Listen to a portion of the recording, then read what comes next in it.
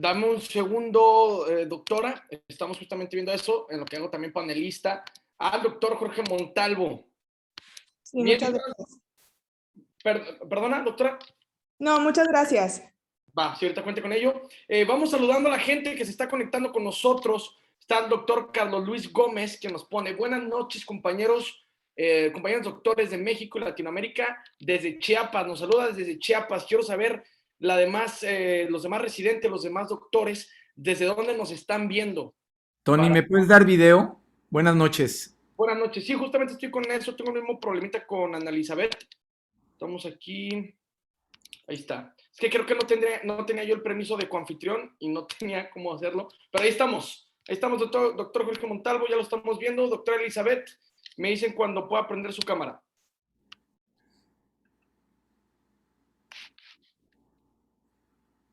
Bueno, quedó pendiente. Ahí está. Doctora, ¿cómo está? Buenas noches. Híjole, Hola, buenas noches a todos. Muchas gracias por la invitación. No, hombre, gracias a usted por estar aquí con nosotros. Y bueno, hoy, como les comentaba, tenemos un gran tema. Tenemos el tema COVID-19 y embarazo. Todo esto de la mano de la doctora Ana Elizabeth León López. Ella estudió medicina en el Centro Universitario de la Costa de la UDG en Puerto Vallarta, Jalisco, y internado de pregrado en el Hospital Civil Nuevo, doctor Juan Menchaca, y es residente de primer año de la residencia en la especialidad de ginecología y obstetricia en el Hospital Civil Nuevo. Doctora, ¿algo que se me haya olvidado comentar, algo que nos quiera compartir? No, todo está muy bien. Muchísimas gracias por la invitación. Saludos a todos y buenas noches. Buenas noches, doctora. Bienvenida. Muchas gracias. Muchas gracias, doctora, por estar con nosotros. Y como siempre está con nosotros compartiendo espacio el doctor Jorge Montalvo, quien va a fungir como nuestro mentor de hoy. Un gusto me da saludarlo, doctor Jorge. ¿Cómo está? Tony, muy bien, muchas gracias. Te extrañamos el otro día. Espero que todo haya estado muy bien. Pues no, encantado como siempre. Me preguntan, me dicen, ¿vamos a hablar de COVID? Sí, vamos a seguir hablando de COVID porque el COVID no se ha acabado. Y Sí. vamos a ver cosas, creo, muy interesantes de la doctora Ana Elizabeth. Y ya después vamos a platicar, comentar de todo lo que está pasando y que pues tendremos que irnos preparando porque parece que viene otra ola y bien en serio, parece que es así. Desafortunadamente, esperemos que ojalá no llegara a México, pero tenemos que estar preparados. Y todo lo que nos va a decir la doctora seguramente nos va a ayudar a estar mejor informados y mejor preparados para bien de nosotros y de nuestros pacientes y de todo nuestro país. Es correcto, sí, esto sigue y hay que seguirnos preparando, hay que seguir aprendiendo. ¿Iba a comentar algo, doctora Ana? No, nada que acertando lo que nos comenta el doctor Jorge, que es muy importante pues este tema y pues nada más, ahorita vamos a dar comienzo a ello. Correcto, y antes de arrancar quiero explicarles la dinámica. La dinámica es la siguiente, a la doctora Elizabeth. ¿Cómo le gusta que le digan? ¿Doctora Ana, doctora Elizabeth, doctora León? Elizabeth, está bien, sí. Ok, la doctora Elizabeth tendrá 30 minutos para exponer su tema. Al terminar, el doctor Jorge Montalvo mentoreará la sesión, va a cuestionar si es necesario a complementarla con ciertos comentarios para que podamos enriquecer esta sesión, pero finalmente necesitamos el involucramiento de la gente que pregunte, que cuestione, que si bien cree que le faltó un tema a la doctora Elizabeth de cubrir, de comentar, ustedes háganlo, no le dejemos toda la tarea a la doctora Ana, ya bastantes agallas tienen presentarse como residente primer año a un público como ustedes, como para que nomás le dejemos la carga ahí, entonces todos hay que involucrarnos, pregunten, también es bueno que pregunten, eso es señal de que se levantó el interés, o si bien, pues si no te queda algo claro, pues bueno, hay que preguntarlo. Aquí tenemos a la doctora Elizabeth, que sin duda nos podrá resolver las preguntas, y también tenemos al doctor Jorge Montalvo, quien pueda también responder esas preguntas o complementar la respuesta de la doctora Elizabeth. Adelante, doctor Jorge.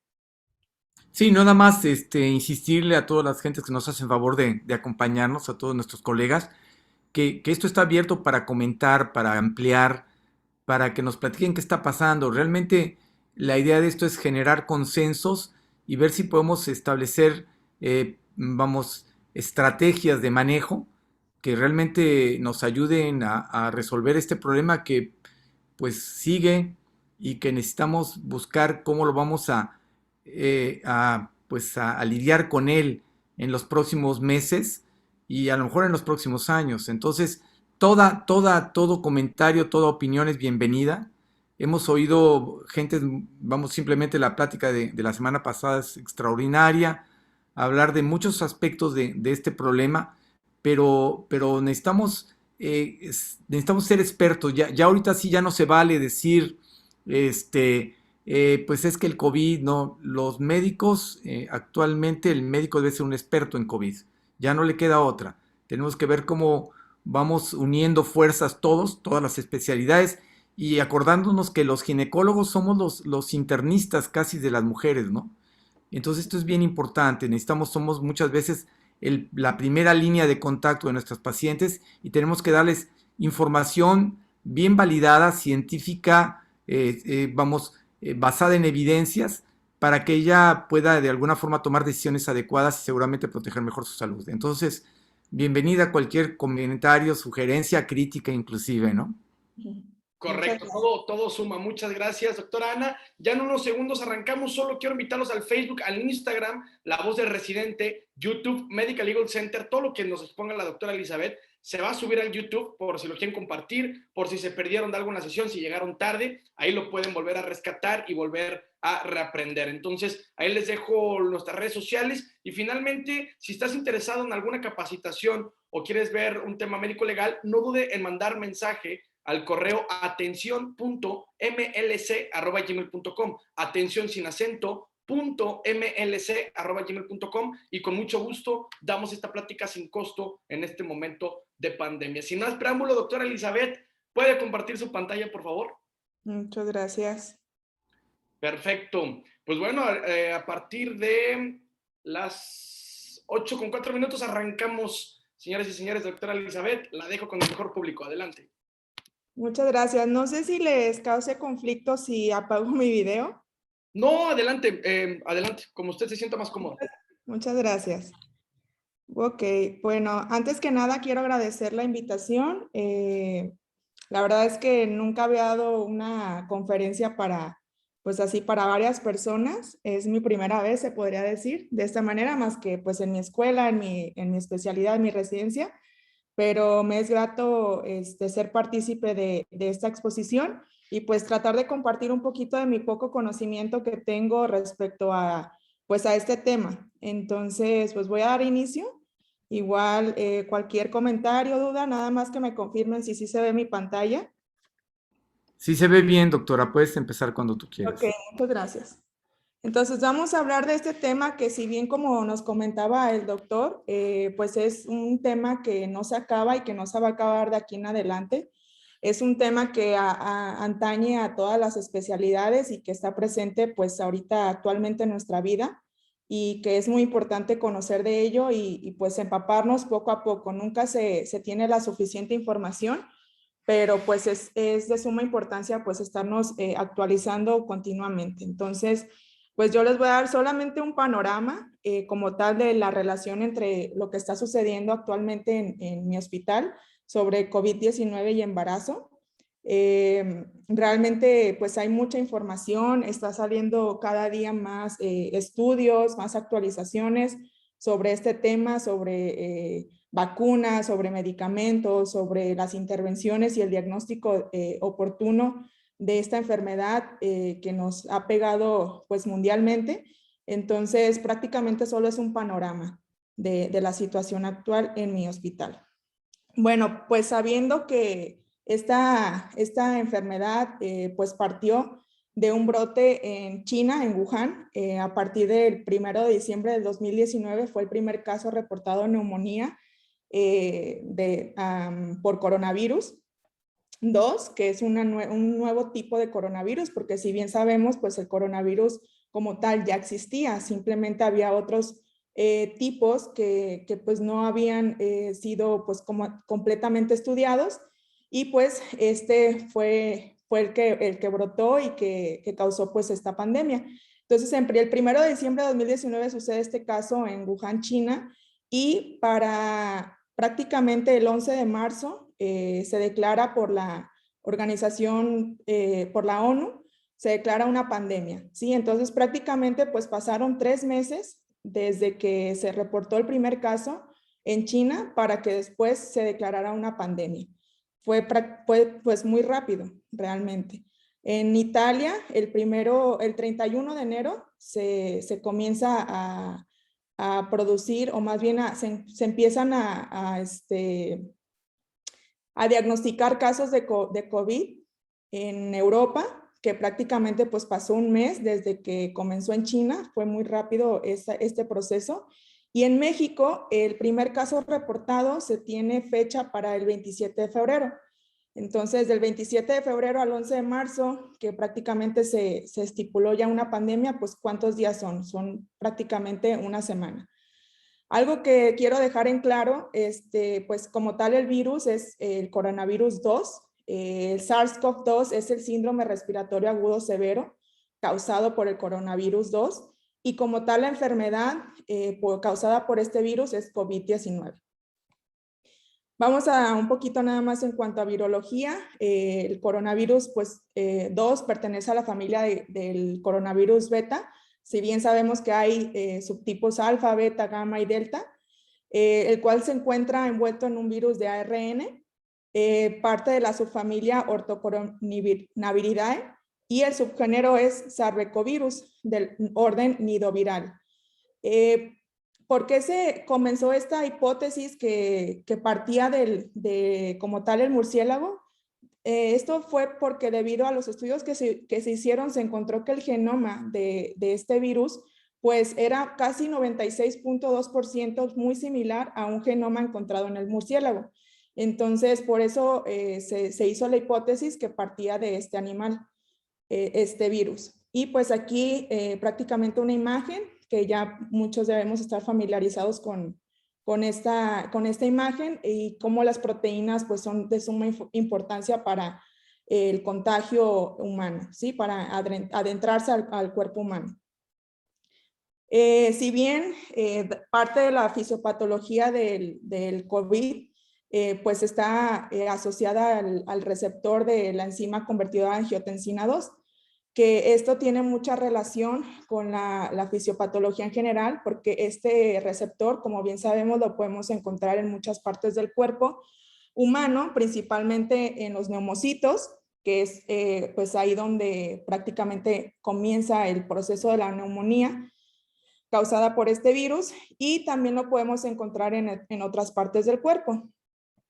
En cuanto relacionado a lo que es el embarazo, si bien se sabe que este receptor se encuentra en la placenta, pues no es en gran parte que esté presente este receptor en los tejidos del embarazo, ¿sí? Principalmente la placenta. Por lo tanto, en cuanto al término de un contagio intrauterino, cuando la mamá tiene esta enfermedad y nos preguntamos si el bebé se puede contagiar de esta manera, pues se menciona que como tal no hay tanta posibilidad que esto pase, porque este receptor como tal de angiotensina 2 y otra proteasa que se une a este virus, pues no se encuentran expresados muy mínimamente en la placenta. Entonces, esto impide que el virus como tal entre a la célula o a los tejidos placentarios y pues como tal que infecte al bebé. Si bien se menciona que cuando hay alguna lesión isquémica o alguna lesión en el tejido placentario, sí pueden pasar ciertas cantidades de virus o de IgM materno que se producen a razón de la infección por el COVID y podría llegar a contagiar en una parte prácticamente menos del 1%. Se han reportado contagios intrauterinos para el bebé, pero es muy, muy escaso. Los mecanismos de transmisión, pues como les mencionaba, principalmente es zoonótica por parte de los murciélagos. Sin embargo, ya cuando hay una transmisión pues de persona a persona, principalmente esto se da por gotas respiratorias. Generalmente cuando se encuentran a menos de 2 metros, estas personas, si hay un contacto en cuanto a gotitas de flush, o en cuanto a la expiración de aerosoles al momento de la intubación, de la ventilación no invasiva, cuando se realiza una traqueostomía o una reanimación cardiopulmonar, etcétera. Y lo que les mencionaba, la transmisión vertical, que hablamos de transmisión vertical, que es de la mamá hacia el bebé, prácticamente va del 1 al 3.5%. Más adelante vamos a ver de qué maneras el bebé se pudiera contagiar al momento del parto, pues con este virus, ¿no? Pero prácticamente intrauterino por medio de la placenta, pues es menos del 1% el riesgo de contagio. Bueno, la incubación va prácticamente de 2 a 14 días, como bien sabemos, o puede ir tan poco como 2 a 6 días. En la guía de medicina materno-fetal, en cuanto a la relación del embarazo y la infección por coronavirus, pues se estipula que prácticamente las mamás comienzan a sufrir una complicación más o menos del día 7 del contagio o el día 7 de como tal del periodo de incubación. Más o menos del 7 hacia el 10, al día 10, comienzan a producir estas complicaciones en el embarazo. Y prácticamente la complicación o el deterioro materno, pues es muy rápido. Puede suceder en 3, 4 días, un deterioro que prácticamente no sucede tanto en las otras personas. O sea, la madre como tal tiene ese riesgo de deteriorarse mucho más rápido que otra persona que no está embarazada. Y eso es pues de suma importancia como tal en cuanto a la relación del COVID y el embarazo, hacer un diagnóstico oportuno para evitar complicaciones.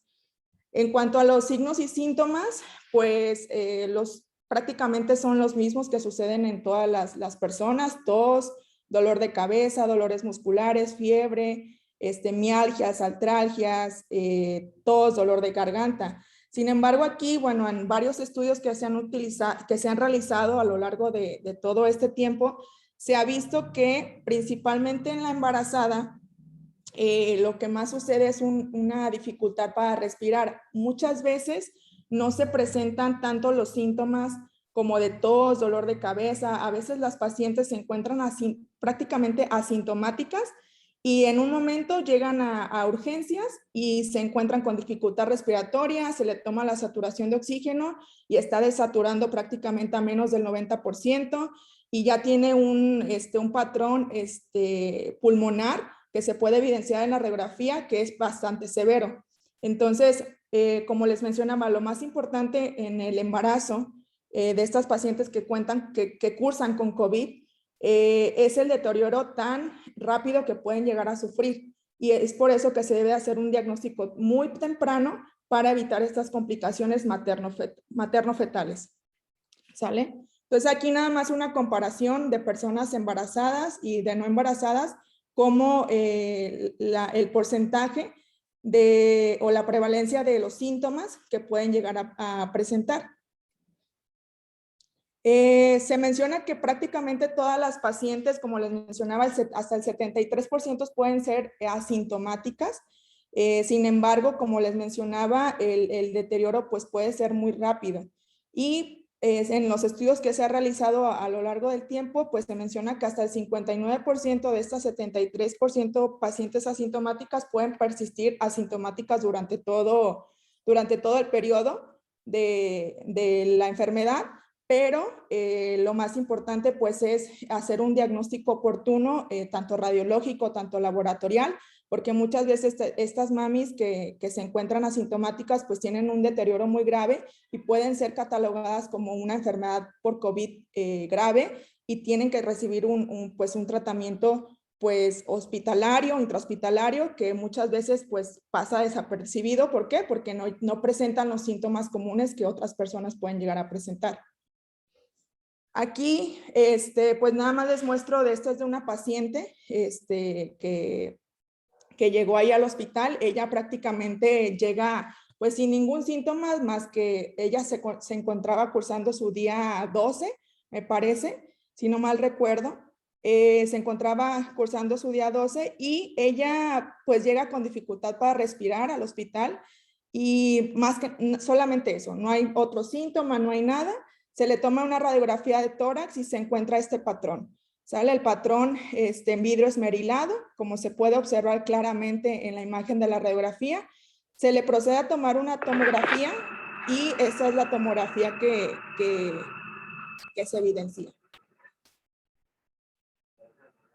Por nada, te oye bien. No sé si pueden lograr apreciar ese patrón esmerilado, cómo se encuentran esas condensaciones, prácticamente pues muy afectado ambos pulmones de la madre, y que pues prácticamente esta paciente pues se fue directo a recibir una atención en la unidad de cuidados intensivos.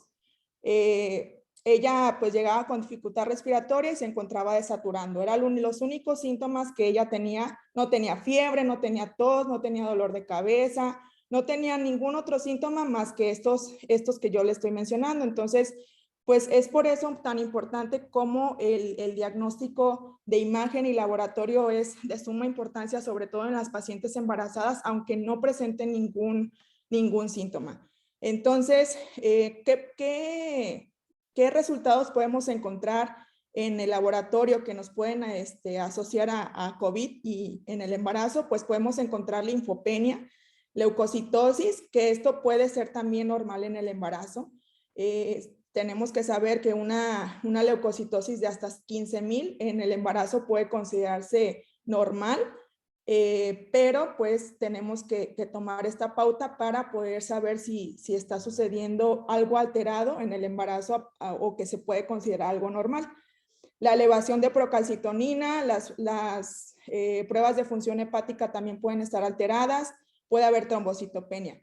¿Por qué es tan importante esto en la paciente embarazada? Bueno, porque esto se puede llegar a confundir mucho con otras patologías específicas del embarazo, como es la preeclampsia principalmente. En la preeclampsia también podemos encontrar alteradas las pruebas de función hepática, también podemos encontrar trombocitopenia, y esto nos puede ayudar o nos tiene que dar una pauta para saber si se está tratando de alguna preeclampsia severa o de un síndrome de HELLP en la madre, o si es solamente por el COVID, o todo caso, si se encuentran sobrepuestas ambas enfermedades. ¿Qué podemos encontrar en una radiografía? Pues lo mismo que en otros pacientes que no están embarazadas, el patrón en vidrio esmerilado, la afectación pulmonar posterior, la afectación multilobar, bilateral o la distribución periférica, o podemos encontrar zonas de consolidación. Después de hacer el diagnóstico, si ya se sabe que la madre, pues como tal, tiene COVID, pues tenemos que hacer una serie de toma de laboratorios, como bien les mencionaba. Tenemos que hacer la toma del dímero D, de la proteína C reactiva, de la deshidrogenasa láctica, de afectaciones en cuanto al corazón para troponina, ferritina, CPK, y como les mencionaba, pues como tal una biometría hemática completa para saber en cuanto a las células de la inflamación. Existen varias clasificaciones para poder catalogar la severidad del COVID en el embarazo. Podemos encontrar en cuanto a la clasificación de la severidad de NIC, pacientes que son asintomáticas o presintomáticas. Estas son las pacientes que tienen una prueba positiva, pero que no tienen signos y síntomas. La podemos catalogar como una paciente con COVID leve cuando tiene síntomas comunes o inespecíficos como fiebre, tos, dolor de garganta, cefalea, mialgias, pero si no se presentan con dificultad para respirar ni disnea. Puede ser catalogada moderada ya cuando tiene condiciones en cuanto a las vías respiratorias que ya presentan alguna dificultad para respirar, pero su saturación se mantiene arriba del 94%. Ya la consideramos grave cuando la saturación baja debajo del 94% y ya presenta pues datos de dificultad para respirar como taquipnea con unas respiraciones mayor a 30, una PAFI menor a 300 o más del 50% del infiltrado pulmonar en la radiografía. O una crítica ya cuando presenta datos de insuficiencia respiratoria o alguna afectación a algún órgano blanco.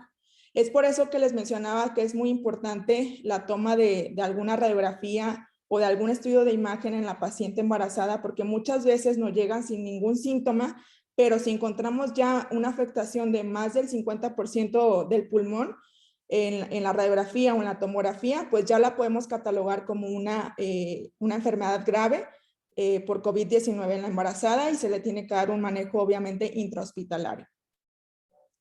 Hay otra clasificación de severidad de Wu, que esta fue, pues, prácticamente se inició a usar al inicio de la pandemia, para poder catalogar a los pacientes de manera general, pues lo clasifica como leve, grave y crítico. Es prácticamente muy similar al anterior. Leve, pues síntomas nulos o leves como fiebre, fatiga, inespecíficos. Grave cuando ya presenta taquipnea, presenta hipoxia con saturación menor al 94%, una PAFI menor al 300 o más del 50% del infiltrado pulmonar. Y ya crítico, como les mencionaba, datos de insuficiencia respiratoria, choque o alguna disfunción de algún órgano blanco. ¿Sí? Entonces aquí nada más en cuanto a esa tablita la encontramos en Up to Date, es prácticamente lo que les acabo de mencionar, nada más un poquito más detallado. En cuanto, bueno, al curso del embarazo, se menciona a lo largo de todo ese tiempo se han hecho varios estudios y se ha visto que prácticamente, como les mencionaba, hasta el 73 a 75% de las pacientes se encuentran asintomáticas a lo largo del curso de la enfermedad en el embarazo. 15% pueden presentar formas graves de la enfermedad, que esto es muchísimo, hablando de una paciente embarazada. 4% pueden caer en una unidad de cuidados intensivos y hasta el 3% pueden requerir una ventilación invasiva. Si bien sabemos, pues esto en las mamis, pues son porcentajes muy altos que pueden pues culminar en pues prácticamente a veces hasta la muerte de la madre o de la muerte del producto. Así como a manera de comentario, en mi hospital solamente durante lo que va de la pandemia que yo entré a la residencia, pues ha habido hasta 10 muertes maternas por COVID. Entonces, eso es muchísimo, hablando de muerte materna, pues así en general.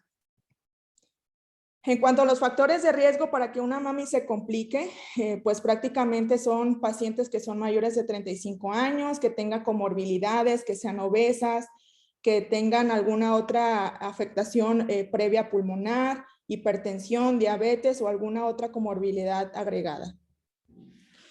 Más o menos la mortalidad por COVID-19 a nivel mundial se ha estipulado que va del 0.1 al 0.8%, que como les menciono, a lo mejor estos porcentajes se ven muy pequeños, pero hablando ya a manera mundial y general, pues estos porcentajes son altísimos para una mortalidad materna.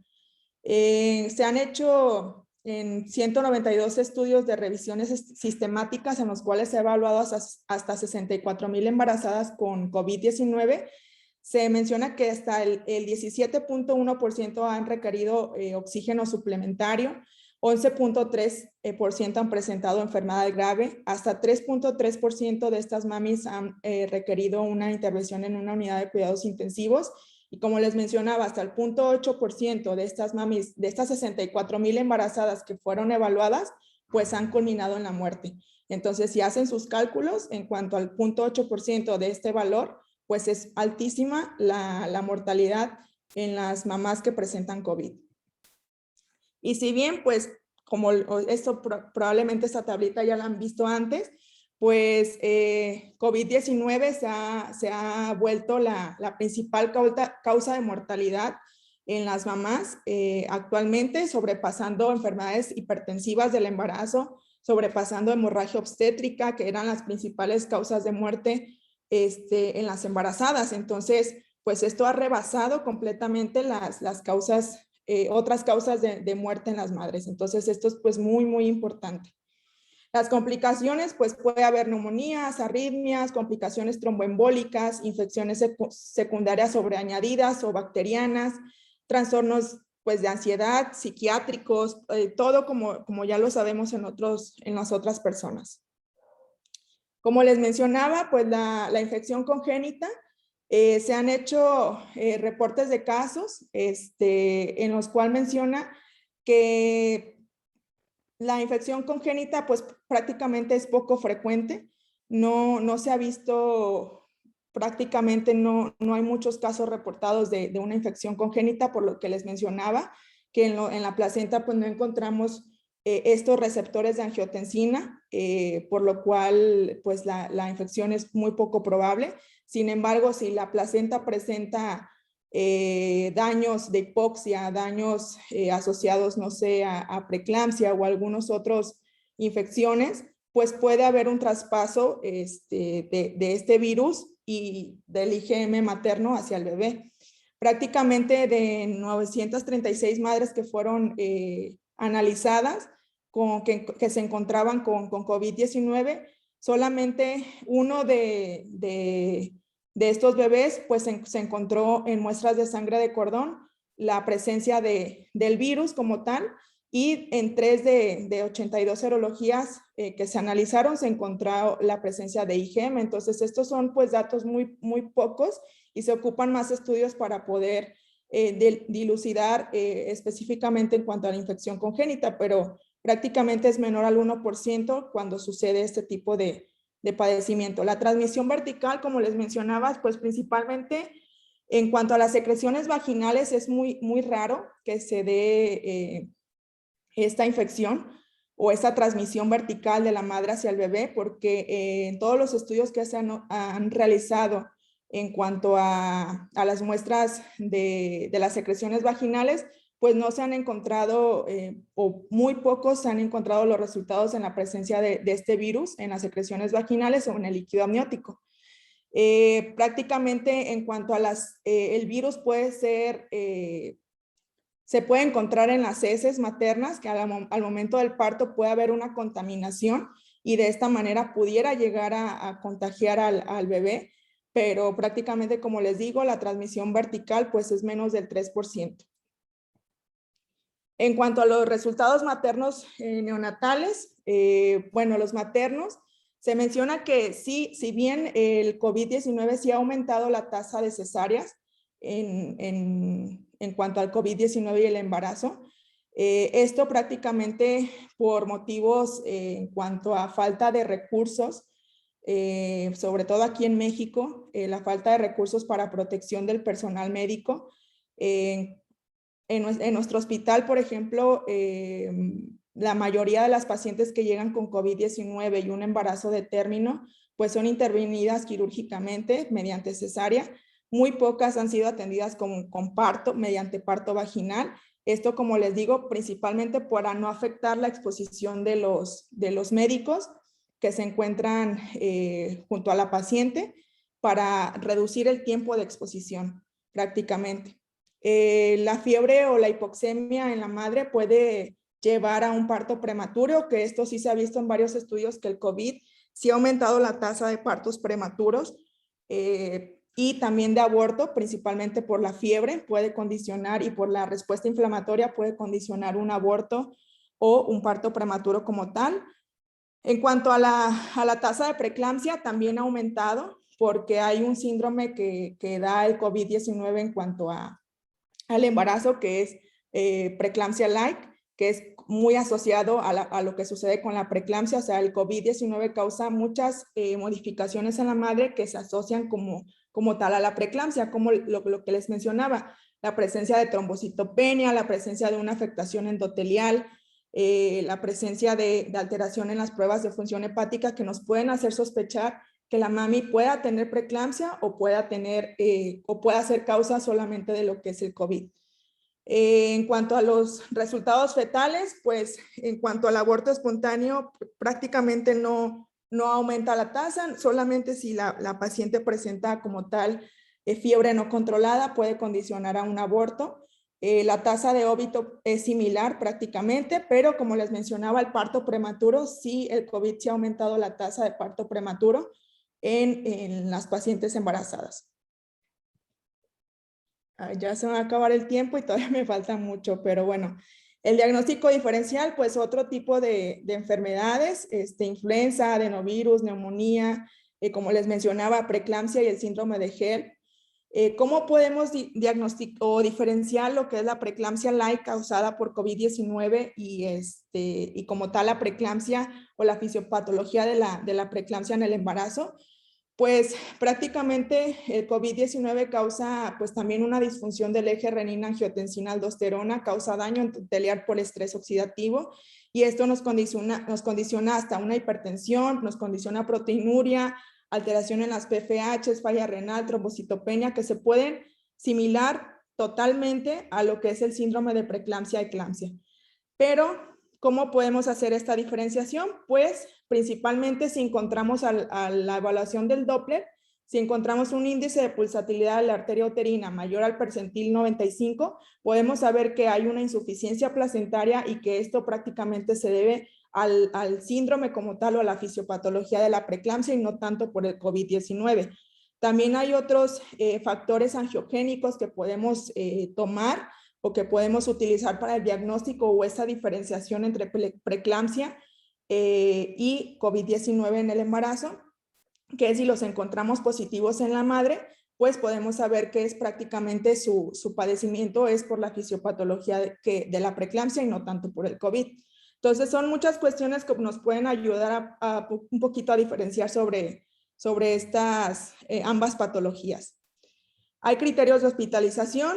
Las principales en la mami, pues es si la mamá tiene un comórbido, ya sea hipertensión, diabetes gestacional o cualquier otro comórbido u obesidad, puede ser considerado un criterio de hospitalización si la mamá tiene COVID-19. Si encontramos una fiebre mayor a 39, a pesar de que la mamá se le dio paracetamol y no resoluciona esa fiebre, es otro criterio para hospitalizar a la mamá. Si encontramos una saturación menor al 95% o unas respiraciones, más de 30 respiraciones por minuto o datos de insuficiencia respiratoria, hipotensión o alguna disfunción de algún órgano blanco encontrado en los estudios de imagen o en los estudios del laboratorio, pues podemos con esto saber que la mamá requiere una hospitalización. No sé si continuar, la verdad es que me falta un poquito de la presentación. No sé, doctor, como usted me diga. Elizabeth, no sé, me gustaría que te fueras ya un poquito más hacia los puntos que tú creas que importantes para comentar. Muy bien, claro que sí. Pues nada más déjeme, estos son criterios para ingreso que ya los había mencionado, ya prácticamente en cuanto a la terapéutica, es muy importante mantener una saturación de oxígeno mayor al 95%. Algo súper importante en las mamás es la profilaxis para la tromboembolia, porque si bien el COVID pues causa un desbalance en cuanto a estos factores que condicionan pues una trombosis, entonces a las mamis siempre se tiene que dar una profilaxis para tromboembolismo. En cuanto al uso de corticoides en COVID y maduración pulmonar, si tenemos una paciente con un embarazo que puede ser pretérmino, no sé, de 30 a 32 semanas de gestación, y sabemos que en los próximos días probablemente la mamá va a requerir una intervención para el término del embarazo, porque muy probablemente se pueda descompensar por esta disminución en la capacidad pulmonar que condiciona como tal, como normal el embarazo, y que esta mami tenga COVID y podamos saber que se pueda complicar, podemos utilizar como tal los corticoides que nos van a ayudar en como tal la fisiopatología del COVID y también nos van a ayudar pues a la maduración pulmonar del bebé. Entonces, como recomendación se menciona que se puede utilizar la dexametasona en las dosis que ya conocemos, de 6 miligramos cada 12 horas en 4 dosis, y esto nos va a ayudar tanto a la maduración pulmonar fetal como también al curso del COVID en el embarazo.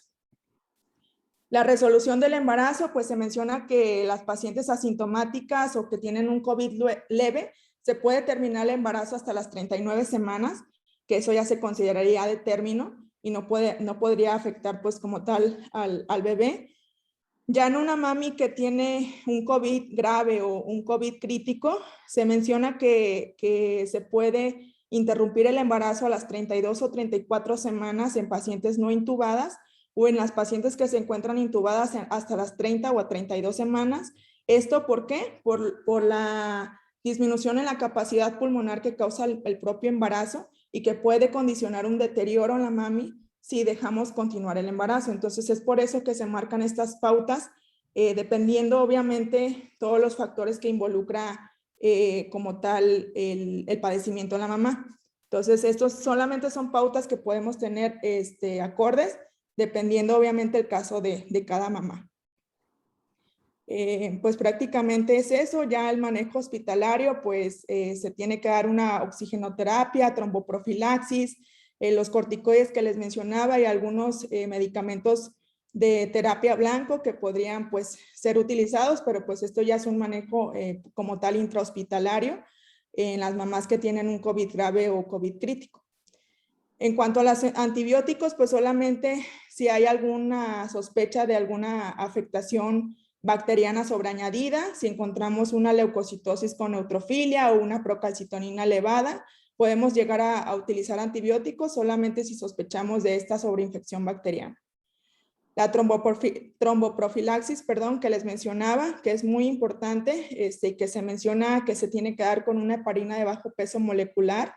Esto dependiendo el riesgo en el que se catalogue la mamá, si encontramos riesgo para trombosis o no. Pero prácticamente en todas las mamás que tienen COVID-19 se tiene que dar una tromboprofilaxis con heparina de bajo peso molecular. Y bueno, nada más para finalizar, mencionarles que no debe de tener ninguna restricción en cuanto a la lactancia materna. Se puede dar lactancia sin ninguna preocupación, y en el puerperio pueden tener contacto lo que es la mamá con el bebé sin ningún problema, obviamente utilizando medidas de higiene de manos y un distanciamiento razonable, y que la mamá esté utilizando una mascarilla. Pero prácticamente se puede dar esa unión entre la mamá y el bebé en lo que es el puerperio. Y pues prácticamente sería todo en cuanto a la vacunación. Bueno, nada más para terminar, las vacunas que se han aprobado por la FDA para la mami embarazada son Pfizer, Moderna y Janssen, que estas se ha visto que tiene pues un efecto adecuado y que no aumenta el riesgo de alguna enfermedad. ¿Por qué? Porque son hechas por ARN mensajero, y la Janssen pues está hecha por un vector recombinante que prácticamente pues no es como el virus como tal. Y la vacunación en las mamis pues no interfieren con otras vacunas que se pueden utilizar en el embarazo, como la TDAP. Pues una disculpa porque no alcancé a dar toda la exposición, pero pues prácticamente es el resumen que puedo darles. Muchas gracias, doctora, por la presentación. Le voy a pedir que si puede dejar de compartir pantalla para vernos todos en el panel. Y le doy la bienvenida, bueno, ya se lo había dado, pero le toca el momento de hablar, el momento del estrellato al doctor Montalvo. Adelante. Bueno, pues primero que nada, doctora Elizabeth, muchas felicidades. Como decía Tony al inicio de esta sesión, se necesita pues valor, pero sobre todo se necesita interés por hacer cosas, ¿no? Es decir, las cosas no se cambian solas, se cambian cuando hacemos algo, ¿no? Hay dos gentes que siempre están platicando de lo que deberían de hacerse, y hay gentes que no solo lo platican, sino lo hacen. Y esto de la actualización médica continua, de compartir conocimientos, es maravilloso, ¿no? Siempre se ha dicho que la mejor forma de aprender es tratando de compartir, de enseñar, ¿no? Y seguramente, doctora, te estuviste un buen rato bajando evidencias, bibliografías, etcétera, estudios para poder realizar tu presentación. Muchas felicidades. Como decía yo antes de empezar, realmente ahorita ya no es entendible, y sobre todo ustedes, muchachos, muchachas, todos ustedes que han tenido que realizar, por ejemplo, los que son ahorita R2, pues han tenido 2 años de pandemia. Ha sido una época realmente, creo que muy difícil. Seguramente son verdaderos expertos manejando, embarazo y COVID. Y esto pues habrá que transmitirlo a todos, no solo a los R1, a los compañeros, a los que vengan, porque como decía Elizabeth, esto no se ha acabado, ni creo que se acabe muy pronto, ¿no? Las noticias que estamos escuchando de Europa son realmente alarmantes. Platicaba yo el sábado con una amiga mía que es ginecóloga. Ella es precisamente egresada de la Autónoma de Guadalajara. Ella está en Alemania, y estábamos platicando y estaba muy consternada de la situación que se está comenzando a vivir otra vez en Alemania, de lo que está pasando en Rusia, en China, en Bélgica, Francia. Yo pienso que ojalá no, y ojalá esté yo equivocado, pero a finales de diciembre, principios de enero podemos tener un repunte realmente importante, y pues vamos a ver en esta situación qué tenemos que hacer, qué es lo que realmente hemos aprendido para poder dar una atención oportuna, adecuada, y realmente reducir el riesgo de morbimortalidad en las pacientes. Ya como decía Elizabeth, ya no solo es pensar bueno, gracias a Dios que no se mueran, ¿no? Obviamente, pero ella mencionaba en una de sus diapositivas de las secuelas que hay, y ahorita estamos viendo a todos esos pacientes con secuelas. Hay un trabajo que la semana pasada nos presentaron y que es bien interesante, es el hecho de que de esas pacientes que llegan y cursan con COVID durante la gestación, aparentemente asintomáticas, tienen un riesgo casi del 60% más de poderse complicar y complicar severas. La revisión que se hace de 20 casos de mujeres que cursaron con COVID asintomáticas y que después presentaron preeclampsia, eclampsia y síndrome de HELP es casi el 70%. Esto es realmente espeluznante, ¿no? Es decir, de pacientes. Entonces, sí, volvemos a lo de siempre. Tenemos que hacer historia clínica, tenemos que ver cuáles son los factores de riesgo de nuestras pacientes, tomar en cuenta que si tuvieron COVID, y algunas ya tuvieron hasta en 2 ocasiones COVID antes de vacunarse, estas pacientes requieren una vigilancia, un seguimiento mucho más estricto, porque son las que se pueden complicar. Otra de las cosas que creo que es bien importante es el hecho de que hagamos un tamizaje adecuado de las pacientes. Es decir, ustedes cuando llegan al hospital, desafortunadamente a veces las pacientes ya llegan en condiciones muy deterioradas y a veces esto implica lo que ya nos decía también Elizabeth, ese número de muertes maternas que no quisiéramos que existieran. Entonces es muy importante la identificación oportuna de factores de riesgos en todas estas pacientes con el objeto de poder establecer de qué se trata, ¿no? La paciente que tiene desde etapas tempranas de su embarazo, que a través de estudios, por ejemplo, 11-14, después estructurales, para poder discernir cuáles son las que pueden desarrollar y comenzar a tomar medidas preventivas para prevenir una preeclampsia, y aquellas pacientes que en un momento dado puedan desarrollar lo que ya también nos dijo ella, de preeclampsia like, ¿no? Entonces es muy importante. La otra es lo que nos está dejando. Cada vez estamos viendo más pacientes que tuvieron COVID y ahora estamos viendo pacientes embarazadas con secuelas de COVID. Y esto también es importante porque va a ser el pan nuestro de cada día en los próximos años. Entonces, creo que todo esto cada vez es más complejo, pero afortunadamente creo que vamos sabiendo cada vez más cosas acerca de esta terrible enfermedad y por lo tanto cada vez tenemos más obligación de dar mejores atenciones. Finalmente, Elizabeth se quedó, nos decía ella que hubiera querido ampliar muchas cosas y ahorita vamos a platicar de esto con ella, lo que tiene que ver con la vacunación. Lo que estamos viendo en los hospitales es las pacientes que llegan vacunadas les va mucho mejor, aunque lleguen con COVID, ¿sí? Que las que no están vacunadas. Las que se nos están realmente poniendo graves, las que se nos llegan a morir son las que no están vacunadas. Otra cosa, ahorita que está ya tan importantemente, sobre todo en Estados Unidos, ya los boosters en vacunación, sus pacientes que tengan esquemas completos de vacunación se pueden poner un refuerzo si ya tienen más de 6 meses. Y si ustedes tienen la forma de vacunarlas, pues vacúnenlas. Y si no, y si ellas pueden ir al otro lado y vacunarse, que se vacunen. Al fin y al cabo pueden usar cualquier tipo de vacuna. Ya cada vez vamos a comenzar a ver esto que están llamándose vacunación heteróloga, donde usar, por ejemplo, Pfizer y Astra, o Pfizer y Moderna, o Astra y Moderna, este tipo de combinaciones de DNA con RNA, parece que tienen características muy particulares y en algunas gentes dan inclusive mejor cobertura. Entonces, la paciente embarazada que ya está vacunada, si en un momento dado ya tiene más de 6, 8 meses y en un momento dado ustedes creen que tengan factores de riesgo aumentados, hay que vacunarlas, hay que insistirles que se puedan poner una tercera dosis. En nuestro país es difícil, pero bueno, finalmente es una recomendación. Y finalmente, el factor de riesgo más importante para nuestras pacientes de tener complicaciones en relación a esto es las situaciones socioeconómicas. Todos los estudios en todo el mundo nos hablan que hay factores de riesgo, etcétera, pero lo más importante es la pobreza. Entonces, todas esas pacientes que ustedes ven que en un momento dado sus condiciones socioeconómicas no son las más adecuadas, hay que darles un seguimiento mucho más estricto. Hay que sensibilizarlas, hay que educarlas, hay que educar a la familia, porque son pacientes que tienen riesgos importantes para la vida, para su vida y para la vida de sus bebés. Entonces, creo que hay mucho que hacer. A mí sí me gustaría comenzar a oír de muchos de ustedes qué están haciendo, cómo lo están haciendo, qué vamos a hacer cuando llegue esta cuarta oleada que parece inminente. Es decir, ¿qué tendríamos que hacer para que no nos pase lo que nos ha pasado?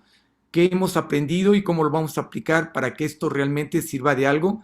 Que estos 2 años de luchas, de fatigas, de pérdidas, desafortunadamente, de muchos de nuestros colegas, sirvan para algo, ¿no? Entonces, estos temas, así como nos presentó hoy Ana Elizabeth, me encantan porque parecieran sencillos o parecieran, dirían, otra vez COVID, pero es importantísimo estar machacando, que no se nos olvide lo que nos decía ella, por ejemplo, de tromboprofilaxis, de seguimiento, de tamizaje, etcétera, etcétera.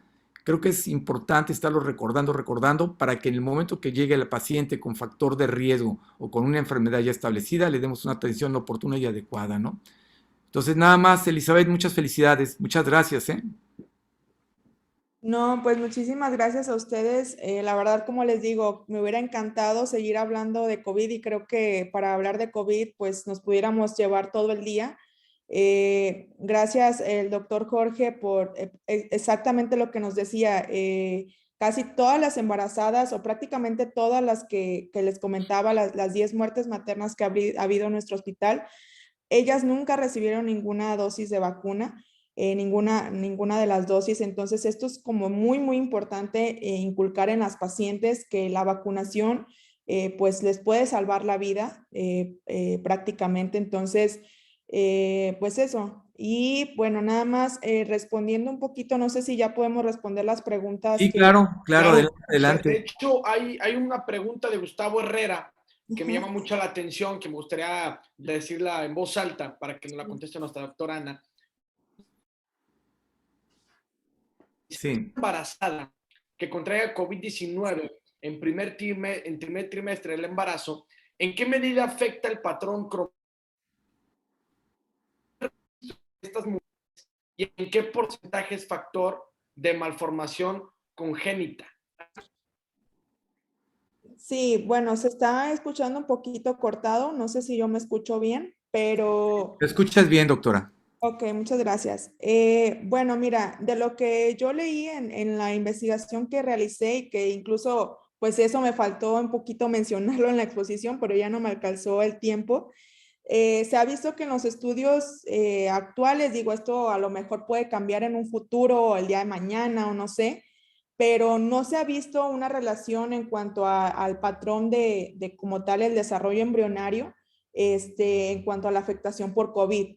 Era lo que les mencionaba, prácticamente el bebé se encuentra aislado de este virus por la falta de receptores para este virus, para este virus en como tal el tejido embrionario, que no le llega a afectar en el desarrollo como tal. Esto, como les menciono, es hasta ahorita lo que se sabe, hasta lo que yo sé, pero a lo mejor en algún futuro esto pudiera cambiar. Sin embargo, hasta el momento no se ha visto que haya alguna malformación o alguna afectación congénita por el COVID en el desarrollo embrionario. Entonces, respondiendo a esta pregunta, pues prácticamente el bebé se encuentra aislado de esta infección a principios de como tal del desarrollo embrionario. Entonces, esto es hasta ahorita lo que yo sé. No sé si usted tenga algún otro comentario, doctor. Sí, la verdad es que acuérdense que una de las características especiales de la infección por COVID es que modifica ciertas respuestas y sobre todo tiene un papel muy importante a nivel del endotelio, ¿no? Es decir, ¿y dónde hay endotelio así a pasto? La placenta. El problema que estamos viendo es las placentitis que se están generando a consecuencia de todos estos cambios que ya nos decía Elizabeth en relación a todos estos problemas propios de la acción del virus. Estamos viendo tanto como alteraciones cromosómicas, no, porque pues, esos ya se dan en el momento de la propia fecundación, es decir, en ese momento no va a haber una alteración cromosómica, pero sí podemos ver algunas alteraciones. Inclusive ella nos habló, estos cambios van a generar, lo que ya también Elizabeth nos dijo, parto prematuro. Algunos estudios en Estados Unidos y en Francia están hablando de alteraciones inclusive de lo que llaman stillbirth, es decir, muertes de óbitos o muertes perinatales recientes asociados a trastornos de placentitis. Son bebés que pueden hacer más sufrimiento fetal durante el trabajo de parto. Esto es lo que en algunas partes del mundo ha justificado el hecho de hacer más cesáreas. Volvemos entre comillas, esto habría que ampliarlo un poquito más. Pero el problema de esto es que va a presentar todos estos cambios de alteraciones placentarias que en un momento dado sí pueden afectar de alguna forma el desarrollo del producto. Obviamente en algunos estudios hablan un poco de, y no están muy de acuerdo si sí o si no, en relación a la restricción de crecimiento intrauterino, en fin, pero de que hay mucha cosa que todavía no sabemos y que tendremos que seguir investigando, pues sí. En relación, nuevamente, para ser concretos, en relación a cromosomopatías no, en relaciones a alteraciones en desarrollo, hay mucho que ver, todavía no sabemos mucho. Afortunadamente, los cambios que conocemos no son tan graves como pensábamos o se pensó en la primera, cuando hubo la primera infección por COVID hace ya casi 20 años. Pero de todos modos hay muchas cosas que todavía tendremos que investigar y ver cómo podemos ver qué tanto estos cambios de, como decía yo hace rato, de infecciones asintomáticas no terminan con una placentitis, que son lo que están generando estas pacientes que nos dan estos cuadros de preeclampsia light, como decía Elizabeth, con pacientes de preeclampsia severas, eclampsias e inclusive síndromes de HELP. Entonces, es algo bien interesante y por eso la importancia de hacer detecciones oportunos y de hacer tamizajes adecuados para estas pacientes con factor de riesgo, identificarlas adecuadamente y darles un seguimiento más adecuado, ¿no?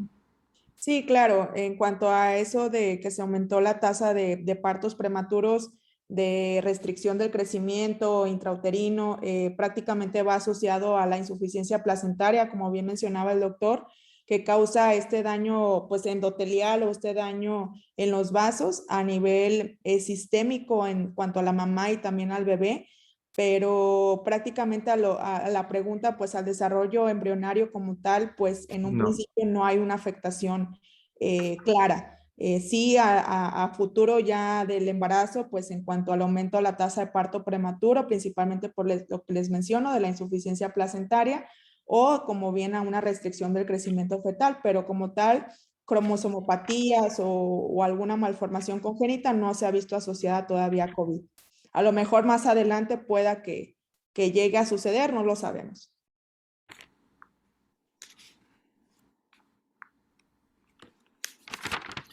Ya, lo ideal en el futuro va a ser poder hacer pruebas de algunos marcadores, ¿no? Indicadores, SFIT, etcétera, ¿no? Es decir, pero bueno, ya ahorita en Estados Unidos y en Inglaterra están buscando estudios genéticos en pacientes para poder establecer a través de cuáles son portadores de mutaciones para saber mayor riesgo, si en un momento dado pueden tener como decía Elizabeth, parto prematuro, tengan otras alteraciones, cómo van a responder a vacunas, en fin.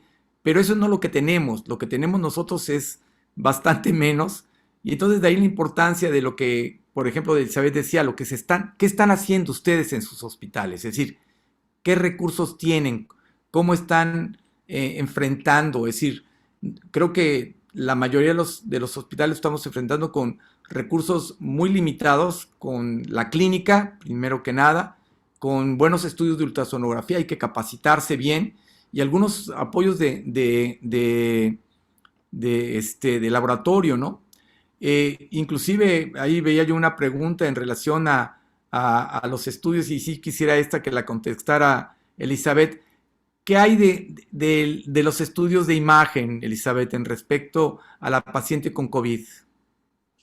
Sí, bueno, mire, lo que hemos visto en el hospital, y creo que esto pues prácticamente va en beneficio materno, prácticamente se menciona que una paciente que llega con COVID y que muchas veces tal vez no tenga los síntomas pues tan claros, si encontramos síntomas pues muy inespecíficos como fiebre, tos, y encontramos alguna sintomatología leve, que la paciente se encuentre saturando bien, que no tenga datos de dificultad para respirar, pues podemos omitir estos estudios de imagen tal vez si encontramos, como usted mencionaba, una clínica que no nos oriente a un estado crítico o grave en la paciente. Sin embargo, si encontramos una paciente, llega una paciente con dificultad para respirar, con taquipnea, con respiraciones mayor a 30 por minuto, si encontramos datos de hipotensión, si encontramos alguna otra asociación con una enfermedad que no ha solucionado en más de 15 días o que está presentando fiebres persistentes, pues ahí creo yo sí sería oportuno, a pesar de la afectación que pudiera llegar a tener el embarazo al exponerse a radiación, sí sería oportuno realizar una radiografía o una tomografía para el beneficio materno para poder saber si no tiene tanta afectación pulmonar y qué manejo le vamos a dar, sobre todo si requiere un manejo en la unidad de cuidados intensivos o si requiere un manejo nada más en alguna otra parte del hospital o incluso hasta ambulatorio.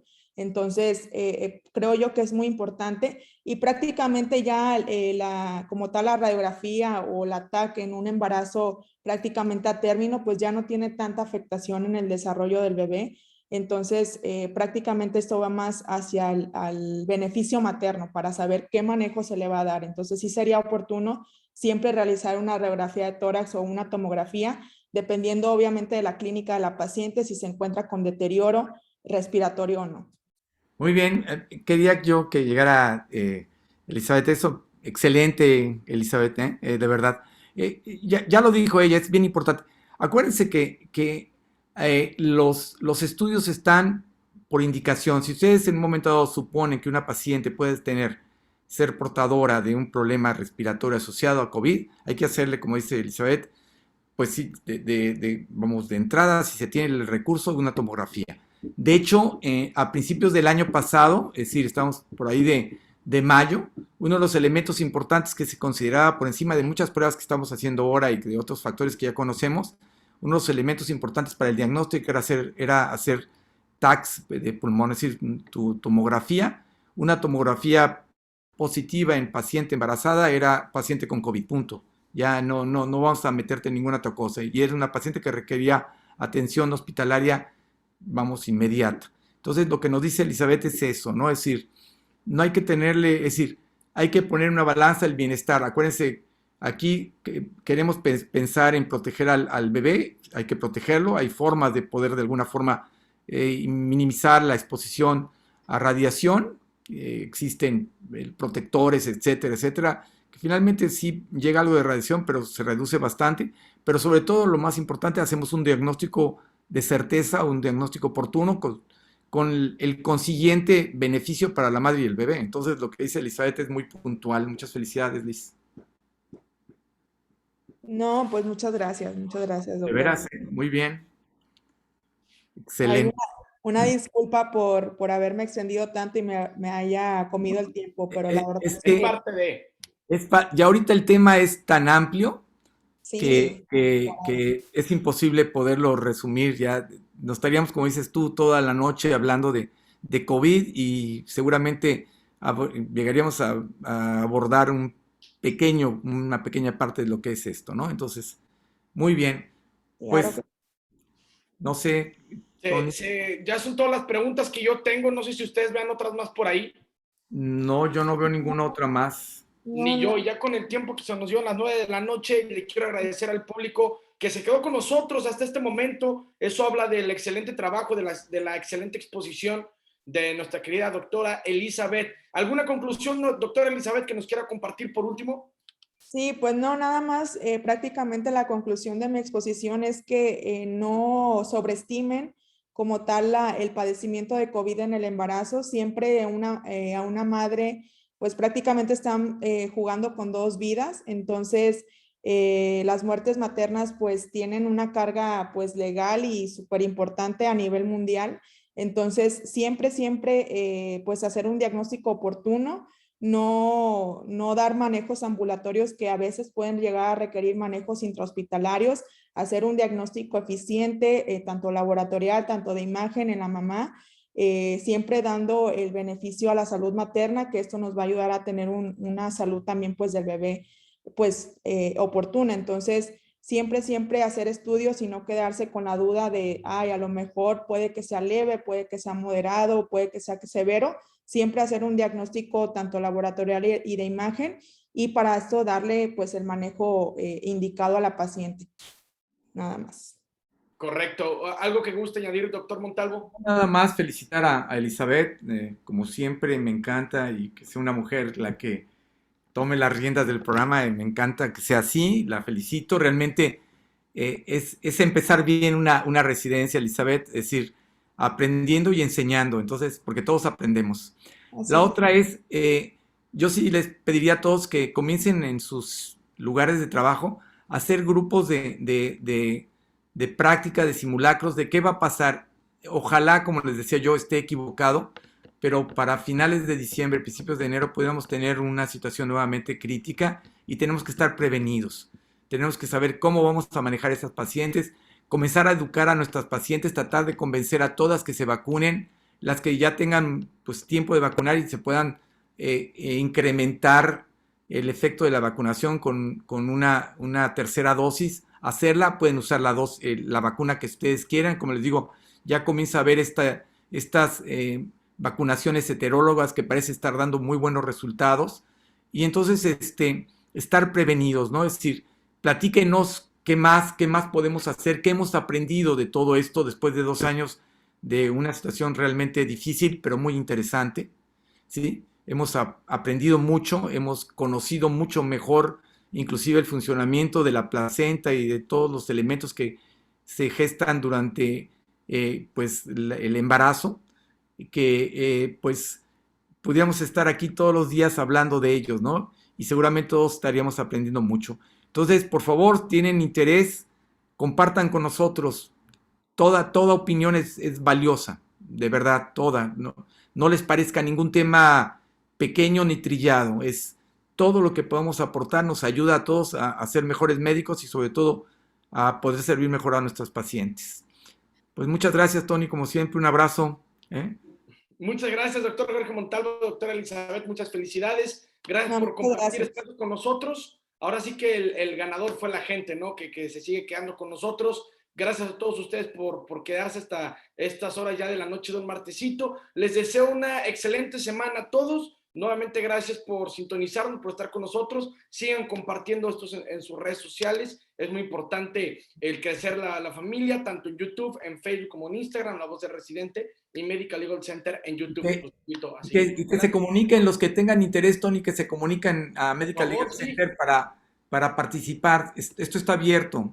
Quien quiera, por favor. Correcto, sí, y los impulso a que lo hagan, así como la doctora Elizabeth. Espero funja como motivación para todos ustedes que nos están viendo y que manden su solicitud y expongan su tema. Siempre tenemos algo que compartir. No se autofiltren, siempre sabemos algo que alguien más no lo va a saber y lo podemos compartir. Y de esta manera, como decimos aquí, al compartir, aprendemos todos juntos. Muchas gracias, nos despedimos, nos vemos el próximo martes. Gracias. Saludos. Hasta luego, buenas noches. Muchas felicidades por esta... Ya, doctora, muy bien, ¿eh? A todo dar. Gracias, doctora. Saludos. Gracias, hasta luego.